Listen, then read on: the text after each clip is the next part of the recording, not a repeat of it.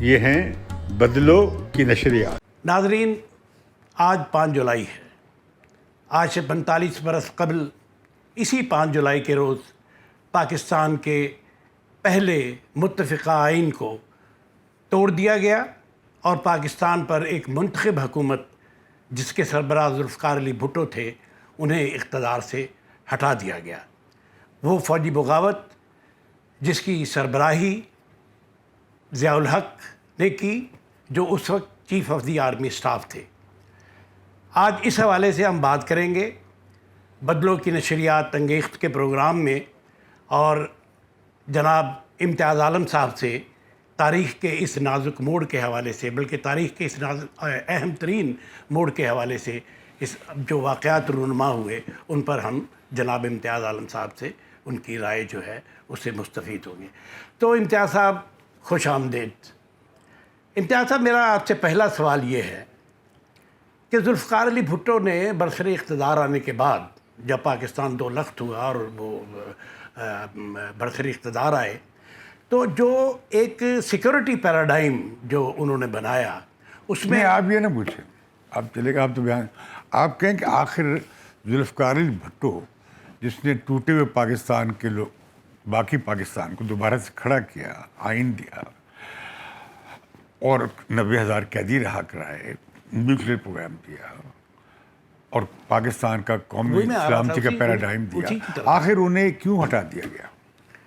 امتیاز صاحب، میں آپ سے یہ پوچھنا چاہتا ہوں کہ ذوالفقار علی بھٹو جنہوں نے پاکستان کے ٹوٹنے کے بعد پاکستان کو مستحکم کیا، 90,000 قیدیوں کو رہا کروایا بھارت کی قید سے، پاکستان کو ایک نیوکلیر طاقت بنانے کے عمل کا آغاز کیا اور بے شمار ایسے کام کیے، مثلاً ان میں ایک قادیانیوں کو غیر مسلم قرار دینا بھی تھا، اور وہ جو ایک نظریہ، یا یہ کہنا چاہیے کہ ایک سیکیورٹی پیراڈائم سے لے کے اور ایک نظریاتی جو صورتحال جو انہوں نے ملک میں پیدا کی، اس کے باوجود ایسا کیا تھا کہ پاکستان کی فوجی حکومت جو تھی جنرل ضیاء الحق، اس نے انہیں پھانسی پہ چڑھایا؟ پھانسی کی بات پہ ہم بعد میں آئیں گے۔ جی، سوال یہ ہے کہ میں حیران ہوتا ہوں کہ آخر بھٹو کا تختہ کیوں کر دیا گیا؟ آپ نے جیسے کہ کہا ہے کہ پاکستان کی آرمی کو اور آرم فورسز کو بھٹو نے ری بلڈ کیا۔ بھٹو نے 150% فوج کا بجٹ بڑھایا اور پاکستان کی فوج اور اس میں ریکروٹمنٹ کی اور اس میں مزید اس کی ماڈرنائزیشن کی۔ پورا قوم کا مورائل گرا ہوا تھا، دوبارہ سے کھڑا کر دیا۔ پھر جو پیراڈائم دیا، جیسے کہ آپ نے خود کہا، ایٹم بم انہوں نے بنیاد رکھی، 1000 سال جنگ کا نعرہ ان کا تھا انڈیا کے ساتھ، اینٹی انڈیا نیشنلزم۔ پھر یہ کہ افغانستان میں مداخلت، یہ اسلامی دنیا کا بلاک، یہ ساری چین سے دوستی، یہ بھٹو صاحب کی نے دی اس پاکستان کو، اور یہ پیراڈائم کم و بیش آج تک چل رہا ہے۔ تو مجھے نہیں سمجھ آتی کہ ابھی فوج کی کیا، یا جنرل ضیاء الحق اور ان کا جو فوجی ٹولہ تھا ان کا کیا کنفلکٹ ہوا، بات سمجھ نہیں آتی۔ دوسری بات یہ کہ بھٹو نے کے خلاف جو تحریک چلی، ہم دیکھتے ہیں کہ اس میں ایک اتحاد وجود میں آیا، وہ تھا ملا تاجر، ملا بازار، فوج اور امریکہ کا اتحاد، یہ سب قوتیں مل گئی، اور بھٹو کے خلاف آپ نے دیکھا کہ PNA کی، قومی اتحاد کی، نظام مصطفیٰ لانے کی تحریک چل پڑی۔ اب وہ جو تحریک چلی اس میں معاملہ سیٹل بھی ہو گیا، پھر بھی کو ہو گیا۔ اس کا مطلب یہ نہیں کہ حالانکہ معاملات سیاسی اتفاق رائے سے ایگریمنٹ ہو گیا تھا PNA میں، بھٹو میں دوبارہ الیکشن ہونے تھے، پھر تو جو وجہ نظام بنی ہوئی تھی وہ ختم ہو گئی، لیکن پھر بھی کو ہوا۔ تو بھٹو کے خلاف پھر کو کیوں ہوا؟ بھٹو پاکستان کے پہلے منتخب اور پاورفل اور اتھارٹیٹیو بھی اور اتھارٹیرین بھی وزیر اعظم تھے، یہ ٹھیک، اور جنرل ضیاء الحق ان کے بوٹ کی پالش کرتا تھا, بوٹ صاف کرتا تھا. بالکل, یہ لٹرلی بات درست ہے. اور میں سمجھتا ہوں یہی ان کی بھٹو صاحب کی غلطی بھی تھی کہ شاید اپنی پسند کا جرنیل بٹھا کر جو ان کے پاؤں دھوتا ہے اس سے وہ اپنے لیے استعمال کر لیں گے. ان کی یہ بھی غلطی تھی کہ انہوں نے نیب کے ساتھ اتحاد توڑا اور ان کی حکومت توڑی بلوچستان میں. پھر کے پی کی حکومت نے استعفیٰ دے دیا. لیکن ان کے بھٹو صاحب کے ہٹائے جانے کی یہ وجہ بھی نہیں تھی, کیونکہ فوج تو چاہ رہی تھی بلوچستان میں. آپ کو یاد ہے جنرل ٹکا خان نے وہاں پہ کارروائی شروع کی تھی, جو پہلے مشرقی پاکستان میں کارروائی کر رہے تھے. اور جنرل ضیاء چاہتے تھے کہ ایک طرح سے بلوچستان میں فوجی کارروائی کی جائے تو فوج دوبارہ سے سیاسی امور میں اور سویلین امور میں داخل ہو جائے. اس کے لیے شہنشاہ ایران بھی چاہتے تھے. تو بھٹو صاحب کا کنفلکٹ جو بنا اس کا ایڈوانٹیج ہوا ملا ضیاء الحق کو. لیکن یہ وجہ بھی نہیں تھی بھٹو صاحب کے خلاف تختہ کرنے کی. اچھا, کیونکہ فوج آن بورڈ تھی بلوچستان میں کارروائی کرنے کی. وہ نیب بین کر دی گئی. ان کے خلاف حیدرآبادی case conspiracy case Hyderabad tribunal میں کیس چل رہا تھا. تو لہٰذا پھر کیا یہ وجہ تو نہیں تھی. اچھا, پھر وجہ کیا ہو سکتی کہ وہ پہلے منتخب وزیر اعظم تھے, پاپولر وزیر اعظم تھے. 73 کا آئین بنایا گیا جس میں دفعہ 6 بھی رکھی گئی کہ اگر آپ آئین توڑیں گے تو آپ کو پھانسی لگ جائے گی. ایک وجہ تو یہ تھی. دوسری وجہ یہ تھی کہ بھٹو صاحب کی جو سب سے بڑا جرم تھا, انہوں نے پاپولر سیاست کو جنم دیا, یا وہ پاپولر سیاست کی پیداوار تھے. بھٹو صاحب نے یہ نہیں ہوا کہ کنونشنل لیگ میں بھٹو گروپ بنایا ہو, جس کے وہ جنرل سیکرٹری بھی تھے. وہ اس سے ہٹے, عوامی ابھار آیا. 68 کا تحریک کا ایک عظیم عوامی بغاوت تھی مشرقی پاکستان میں بھی, مغربی پاکستان میں. طالب علموں کے جلوس, لاکھوں کے, اور مزدوروں کے اور کسانوں کے. لوگ انقلاب لانا چاہ رہے تھے, حقیقی تبدیلی لانا چاہ رہے تھے. اب تو جعلی تبدیلی ہے نا, نیا پاکستان. وہ ریئل پاکستان بنانے کی, نیا پاکستان بنانے کی تحریک تھی 68 کی. بھٹو صاحب اس کے لیڈر بن گئے. انہوں نے اپنی انڈیپینڈنٹ پارٹی بنائی. ان پر جو سب سے بڑا, جو میں سمجھتا ہوں ان سے شکایت تھی یا غصہ تھا, کہ انہوں نے سیاست کو بیوروکریسی کی, محلاتی سازشوں اور سیاستدانوں کی ڈرائنگ روم پالیٹکس سے نکال کر وہ سڑکوں اور گلیوں میں لے آئے. انہوں نے کسان کو, مزدور کو, غریب کو, بے زبان لوگوں کو زبان دے دی. ہر آدمی بولنے لگا. مزدوروں نے سرمایہ داروں سے سوال کرنا شروع کر دیے, کسانوں نے جاگیرداروں کو چیلنج کرنا شروع کر دیا. لوگوں نے اپنا سر کھڑا کر لیا, سر اٹھا کے چلنے لگے لوگ. یہ بات جو تھی نا, اویکننگ آف پیپل, یہ قبول نہیں تھی سسٹم کو.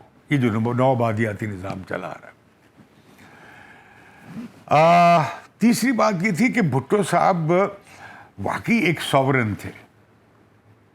میرا خیال ہے کہ یہ بہت اہم بات ہے کہ وہ پہلے اور آخری وزیر اعظم تھے جو ریئلی چیف ایگزیکٹو تھے, ساورن تھے. اس کی وجہ کیا تھی؟ بڑے پاپولر تھے, ان پہ کرپشن کا کوئی الزام بھی نہیں تھا. تو یہ میں سمجھتا ہوں 3 وجوہات تھیں ان کا تختہ کرنے کی. اور اس میں پھر کیا ہوا, نکالنے والی قوتیں کون سی متحرک ہوئی؟ تاجر. کیونکہ ایگریکلچرل بزنس بھٹو صاحب نے ختم, وہ جو انہیں نکال دیا تھا مڈل مین کو. سرکار خریدتی تھی ساری اجناس. پھر انہوں نے کیا کیا, نیشنلائزیشن کر لی, چھوٹی چھوٹی فیکٹریوں کی نیشنلائزیشن بھی کر لی. تو لہٰذا تاجروں کے خلاف منڈیاں اکٹھی ہو گئی. اچھا, ملا بھی ان کے خلاف کھڑا ہو گیا, کیونکہ بھٹو صاحب بڑے روشن خیال آدمی تھے, لبرل تھے, سیکولر تھے. اب بھٹو صاحب نے کیا کیا, یہ ایک اور غلطی کی بھٹو صاحب نے. انہوں نے کہا رائٹ ونگ کو اپیز کرو. وہ اچھڑے پہنچ گئے مولانا مودودی کے پاس. انہوں نے شراب بند کر دی, انہوں نے جمعے کی چھٹی کر دی. اس سے پہلے وہ جب یہاں پہ اینٹی قادیانی پروٹیسٹ شروع ہوا تو وہ تیار ہو گیا, اور احمدیوں کو انہوں نے کافر کروا دے دیا. یہ تو بعض لوگوں کا خیال ہے اپنا. اب دیکھیں نا, انہوں نے اپیز کرنے کی کوشش کی رائٹ ونگ کو, لیکن پھر کیا ہوا, وہ تو اپیز نہ ہوئے. لہٰذا جو ہی انہیں موقع ملا, اچھا اوپر سے امریکہ سے پھڈا ہو گیا ان کا. کیونکہ بھٹو صاحب نے یہ جو سارا, عربوں نے کبھی تیل کی طاقت کو نہیں سمجھا تھا. بھٹو صاحب نے جب یہاں پہ 1974 میں کی تو اصل جان تو دوسری کانفرنس میں ڈالی, اور بھٹو صاحب لیڈر بن گئے مسلم دنیا کے. اور شاہ فیصل بھی ان کے دوست تھے, یاسر عرفات بھی ان کے دوست تھے, اور کرنل قذافی بھی دوست تھے, اور اسد بھی شام کے ان کے دوست تھے. تو لہٰذا یہ چیز بھی جو تھی وہ انہیں مغرب کو یہ بہت قبول نہیں تھی, اور انہیں پھر کہا گیا کہ آپ کو ہم بنا دیں گے. پھر انہوں نے نیوکلیئر پروگرام شروع کر دیا بیچ میں سے. اب آپ دیکھیں نا, بھٹو صاحب نے ایک اور کام کیا کیا. تاشقند میں یہ جو تاشقند کے خلاف وہ کھڑے رہے, لیکن جو شملہ میں جا کے انہوں نے معاہدہ کیا, 90,000 قیدی ان کے پاس ہیں, مغربی پاکستان کے بھی پتہ نہیں کتنے ہزار کلومیٹر کے علاقہ قبضے میں ہے انڈیا کے, وہ علاقہ بھی لے آتے ہیں, قیدی بھی رہا کرا لیتے ہیں, اور یہ بھی طے کرا لیتے ہیں کہ بنگلہ دیش کوئی کرائم اگینسٹ ہیومینٹی کے تحت, انسانیت کے خلاف جرائم کے تحت پاکستانی فوجیوں پہ مقدمہ نہیں چلائے گے. اور کشمیر کے معاملے کو بھی انہوں نے کہا کہ سبجیکٹ اپنی اپنی پوزیشن رکھتے ہوئے اس کا حل نکالنے کی کوشش کی جائے گی. تو اس میں تو انہوں نے یہ بھی کہا نا کہ یہ ہم دونوں مل کے کریں گے. ہاں, تو لہذا اس کا یہ مطلب نہیں تھا کہ انہوں نے یہ بندش لگا لی کہ وہ انٹرنیشنل نہیں جا سکیں گے, لیکن یہ کہا گیا کہ ہاں ٹھیک, اس میں انڈیا نے مانا کہ ہاں کشمیر ڈسپیوٹ ہے اور ہم بائیلیٹرلی طے کریں گے. تو میں سمجھتا ہوں کہ اس طرح جو ہے نا بھٹو صاحب نے بڑی کامیابیاں حاصل کی, بڑی اچھی گورنمنٹ چلائی انہوں نے. جتنی یونیورسٹیاں بھٹو صاحب نے بنائیں, جتنی انڈسٹری انہوں نے لگائی, ہیوی انڈسٹری لگائی, پورٹس بنائیں, پورٹ قاسم بنائی, یہ آپ کا ہیوی میکینیکل کمپلیکس بنایا. تو لہٰذا بھٹو صاحب نے بہت, اگر پرائیویٹ سیکٹر میں سرمایہ کاری کم ہوئی تو 97% پبلک سیکٹر میں سرمایہ کاری بڑھ گئی. تعلیم پہ خرچ کیا, صحت پہ خرچ کیا انہوں نے. تعلیم پہ تو واقعی ان کے دور میں, آج تو ایک عام آدمی کے لیے, ایک غریب آدمی کے لیے اپنے بچے کو اسکول بھیجنا جو ہے وہ خواب بن چکا ہے. زرعی صلاحات, یہ جو آپ کی سیکیورٹی, یہ انڈسٹریل ورکرز کے لیے, ہیلتھ, اور یہ جو ورکرز کی. اچھا امتیاز صاحب, اس میں امریکن رول دیکھیں, آپ کو یاد ہوگا کہ 5 جولائی کو ان کی حکومت جاتی ہے, اور 2-3 جولائی کو وہ راجہ بازار کے اندر جاتے ہیں اور ایک خط لہراتے ہیں, اور اس سے, اور یہ بھی اسمبلی میں وہ کہتے ہیں کہ آواز آ رہی ہے امریکی سفارت خانے سے, کوئی بول رہا ہے کہ the party is over, the party is over, but I say party is not over. تو یہ ایک, تو لہذا ہم کہہ سکتے ہیں کہ یہ تو بھٹو صاحب کی کوئی فیلیئرس کی وجہ سے پورا نہیں ہوا. بھٹو صاحب نے پاکستان کے قومی مفاد کو کوئی نقصان نہیں پہنچایا. یہ ٹھیک ہے, بھٹو صاحب کی انسانی حقوق کے حوالے سے, اپنے مخالفین کے حوالے سے رویہ ان کا ٹھیک نہیں تھا, آمرانہ تھا, لیکن وہ ایسا بڑا فوج کے لیے تو ایسا بڑا مسئلہ نہیں تھا کہ وہ حکومت کے تختہ اس بنا پر الٹ دیں. اچھا, اب سیاسی خلفشار بھی ختم ہو گئی تھی, معاملہ طے ہو گیا تھا, یا بظاہر لگتا ہے طے ہو گیا تھا, اصل میں طے نہیں ہوا تھا.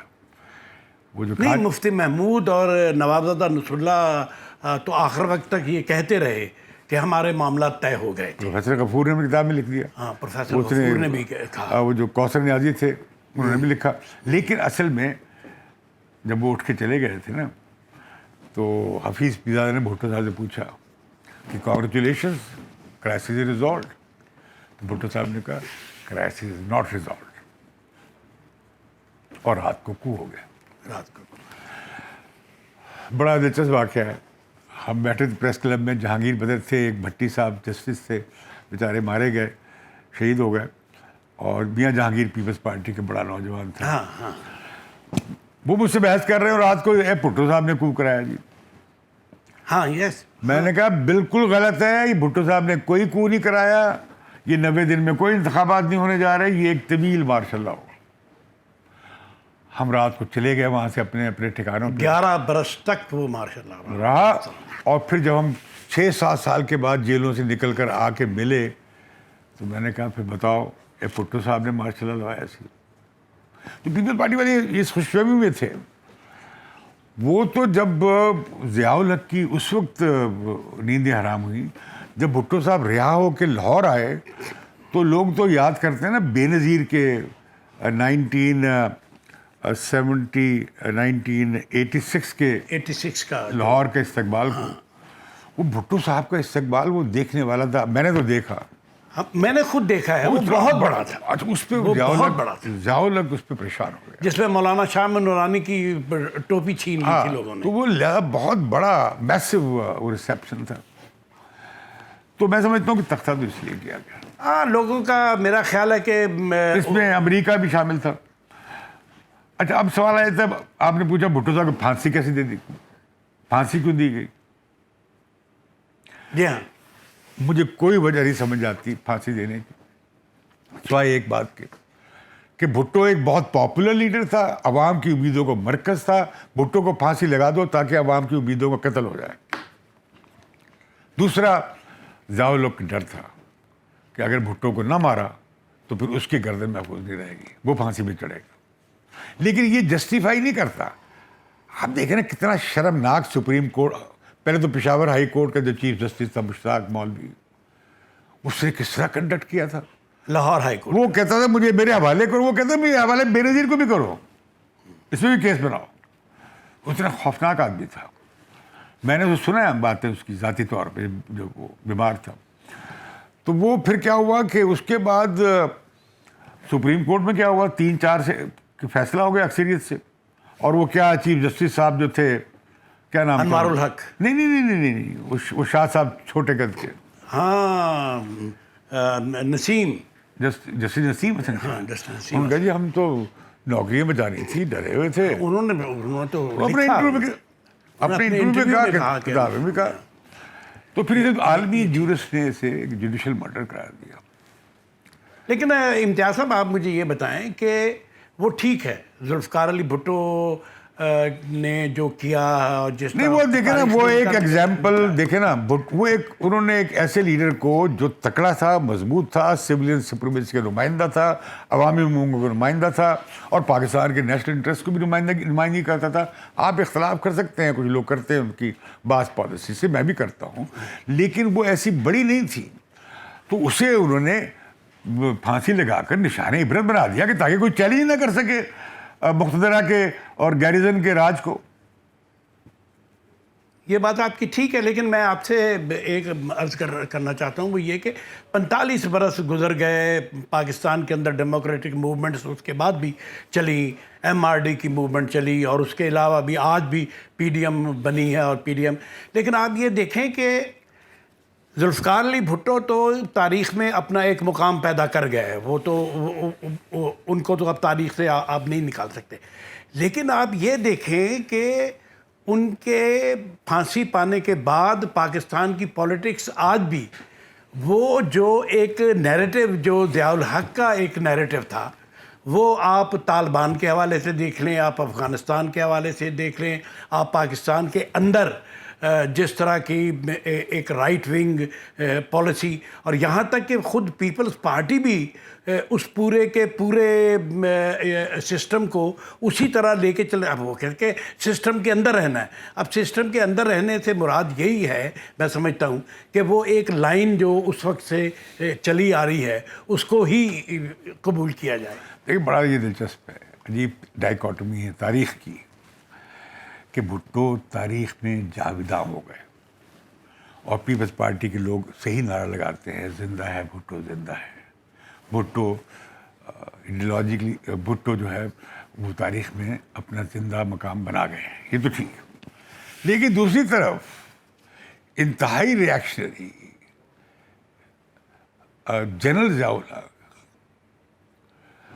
اس کا جو بیانیہ تھا, اس کی جو اسلامائزیشن تھی, اس کی جو جہاد کی سیاست تھی, اس کی جو مذہبی دنیا بھر کے انتہا پسندوں کو اکٹھا کر کے افغانستان میں روس کے خلاف لڑنے کی جو پورے پاکستان کو انہوں نے دہشت گردوں کا ایک تربیت گاہ بنا دی ضیاء الحق. یہ ٹھیک, اور پوری کتب بدل گئی, نصاب بدل گئے, نظریہ بدل گیا ریاست کا, قبلہ درست کرتے رہتے تھے وہ صبح شام.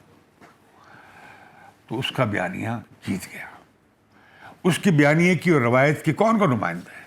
کیا نواز لیگ اس کی نمائندہ نہیں ہے؟ بالکل ہے. کیا نواز لیگ نے آج تک ضیاء الحق کی اس ساری تباہ کن دور کو, پورے 11 سال کی جو بربادی کی, اور ہزاروں کارکنوں کو, لاکھوں لوگوں کو جیلوں میں ڈالا اور تشدد کیا گیا ہے ان پہ, حکومت آئینی ترامیم جو آئین کا جو بیڑا غرق کیا گیا, وہی موجود, کیا انہوں نے اس کی مذمت کی؟ کیا اس کی آج تک اسے توبہ کی؟ نہیں کی.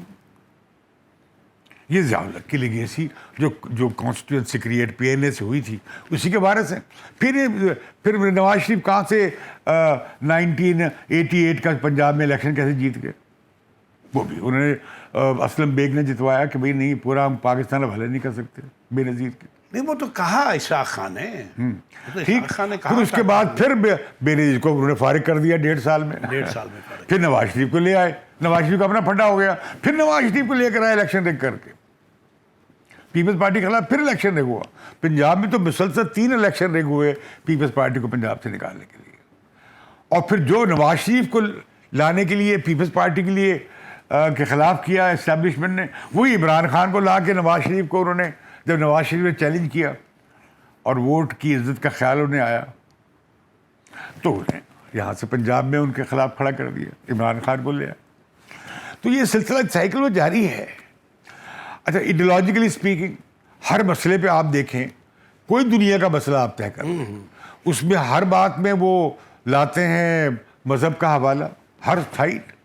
دوسرا پوائنٹ آف ویو آ ہی نہیں سکتا, ہے ہی نہیں. پھر آپ دیکھیں کہ آپ کو میں یاد دلاؤں, جنیجو نے معاہدہ کر لیا, جنیوا اگریمنٹ طے ہوا کہ بھی یہ مل کر ٹرانزیشن ہوگی اور فلاں نکل رہا تھا. آج پھر صورتحال وہی ہے. نجیب اللہ نے کہا تھا کہ یہ جو معاہدہ ہے اس پر عمل کرو اور اس ٹرانزیشن کو رہنے دو, اسے الٹاؤ گے تو یہ پھر افغانستان نہیں سنبھلے گا. آج ہم پھر وہی کھڑے ہیں.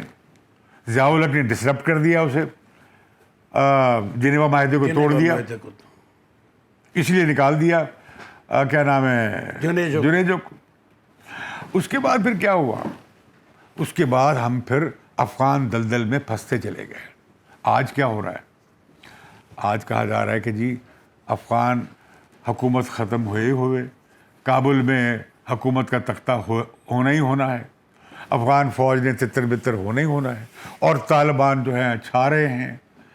تو کیسے چھا رہے ہیں؟ 20 سال تک طالبان کو ہم نے, افغان طالبان کو کمک دی, ان کی پشت پناہی کی. ابھی میں آپ کو دکھا رہا تھا رسالہ ان کا پاکستان میں چھپتا ہے, مجھے ہر مہینے ملتا ہے, شریعت کے نام سے. آپ کو کسی نہیں پتا کہ بھئی یہ افغان شورا کہاں تھی, یہ جو جسے کوئٹہ شورا کہا جاتا, کہاں امیر کے انتخابات ہوتے تھے, یہ جو کیا نام حقانی نیٹ ورک, ہم ڈینائی کرتے تھے سرکاری طور پر, لیکن ہم نے یہ بات تھی اور یہ مشرف نے کھیل کیا امریکیوں کے ساتھ. تو 20 سال تک ہم نے 20,000 بندہ مروا کر 70,000 بندہ مروا کر 5,000 اپنے ہونہار فوجی افسر اور سپاہی شہید کروا کے آج ہم اس مقام پہ کھڑے ہیں کہ افغان طالبان آنے کو ہیں. اب پھر ہم کہہ رہے ہیں کہ ہمیں یعنی جنرل مہاجرین کا خطرہ درپیش ہے. پھر ہم کہہ رہے ہیں جنرل ضیاء الحق مجاہدین کو کابل لائے ہیں, اور آج جو ہے پھر ایک مرحلہ آ گیا ہے. ایک دفعہ پہلے ہم طالبان کو لائے تھے اور آج پھر طالبان کا انتظار میں ہیں, اور ہم کہہ رہے ہیں کہ نہیں جی ہم تو وہاں پہ بظاہر تو ہم یہ کہہ رہے ہیں کہ ہم تو کسی طاقت کے ذریعے کابل پہ قبضے کی حمایت نہیں کریں گے, لیکن طالبان کو کون روکے گا؟ پاکستان روکے گا, امریکہ روکے گا کابل پہ قبضہ کرنے سے. تو یہ وہی میں دیکھ رہا ہوں 42 سال کے بعد 40 سال کے بعد ہم پھر اسی پوائنٹ پہ آ گئے, افغانستان اسی پوائنٹ پہ آ گئے. یہ ٹھیک. تو میں کہہ رہا ہوں ضیاء الحق کی جو ہے, میں حیران ہوں. اب بیچارے جو بعد میں آئے, میں بیچارہ کہوں گا کہ جو چیف آف آرمی اسٹاف بعد میں آئے, وہ جنرل ضیاء الحق نے اتنا پاکستان کو اس جہادی کاروبار میں گھسیڑ دیا تھا کہ ہم انہیں کچھ عرصہ پہلے تو سب کو اسٹریٹجک ایسٹ کہتے تھے نا, اسٹریٹجک ڈیپتھ کی بات کی جاتی تھی. اسلم بیگ تک اسٹریٹجک ڈیپتھ کی بات چلتی رہی, بڑے بعد میں بھی چلتی رہی. اب انکار کر رہے ہیں نا. الٹا کیا ہوا کہ طالبان نے پاکستان کو اسٹریٹجک اپنی اسٹریٹجک ڈر سے بنا لیا. اب پھر ہم ڈر رہے ہیں کہ جی وہاں خانہ جنگی ہوگی, اب کہہ رہے ہیں ہم پہ اثر ہوگا. اگر ہمارا اور افغانستان کا امن انسیپریبل ہے تو پھر افغانستان میں تو ہمیں پتہ ہونا چاہیے کہ امن ہے. پتہ ہے کہ امن نہیں ہونے جا رہا, اور اس کی وجہ کیا ہے کہ ہم نے طالبان کو بچا کے رکھا آج کے وقت کے لیے. کسی نے مجھے واٹس ایپ پہ پیغام دیا, ایک میرے پرانے دوست تھے, ریٹائرڈ جنرل نے, انہوں نے کہا تو پھر اب کیوں مدد نہیں کر رہے؟ یہ تو آپ چاہتے تھے, اب پھل تیار ہے, اب آپ کو اس پھل تو آپ کی جھولی میں گر رہا ہے, لیکن طالبان آپ کے نہیں ہے. نہیں, کیونکہ بریف میں نے سنا ہے کہا گیا ہے کہ اب افغان طالبان پاکستان طالبان ایک ہی سکے کے دو رخ ہیں. پاکستان طالبان کے حوالے سے جب ہم ان طالبان کے ساتھ بات کرتے تھے تو وہ ہماری بات نہیں مانتے. اچھا میں بتاؤں, میں 5 سال جیل کاٹ کر آیا ضیاء الحق. میں نے امیڈیٹ 2-3 مشاہدے کیے, 3 مشاہدے. نمبر 1, میں گیا دکانوں پہ کتابوں کے, میں حیران ہو گیا. کتابوں کے جو ٹائٹلز تھے, موضوعات فل رینج میں بدل گئے. ہر جگہ مذہب آ گیا, ہر کتاب میں مذہب آ گیا.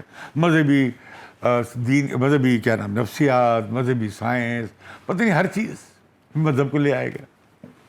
ہم مذہب کے خلاف نہیں ہیں, دینیات پڑھانے کے حق میں ہیں, لیکن ہر چیز میں آپ دینیات لے جائیں, یہ ہم نے دیکھا.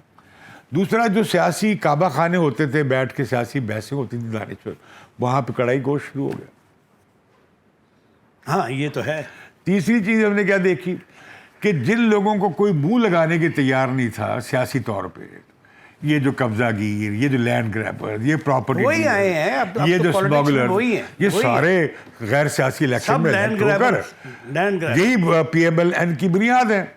یہی لوگ یہ ہو گئے. پھر میاں صاحب کہلانے لگے, یہ بڑے موزز کہلانے لگے, اور ان کے محل باڑیاں بن پارٹی میں بھی یہی ہیں, ہر طرف آ گئے. اور اپنا حتیٰ کہ جو نئی ایک طاقتور جماعت ابھر رہی ہے آپ کے دوست کی, مولانا فضل الرحمان صاحب کی, اس کے اندر بھی اثر یہ دورانی اور یہ وہ تمام لوگ, یہ وہی لوگ ہیں ارب پتی لوگ جو ہیں. تو بار کیا مسئلہ یہ ہوا کہ یہ جو سیاست جو ہے نا ساری کی ساری جنرل ضیاء الحق نے بگاڑ دی, اور پاکستان کے نظریے کی ڈسٹارشن کر دی, اور پاکستان کی سماجی سوائل کو تباہ کر دیا. یہاں پہ جو کانٹے بوئے اب وہ ہمارے اداروں سے بھی نہیں سنبھل پا رہے ہیں.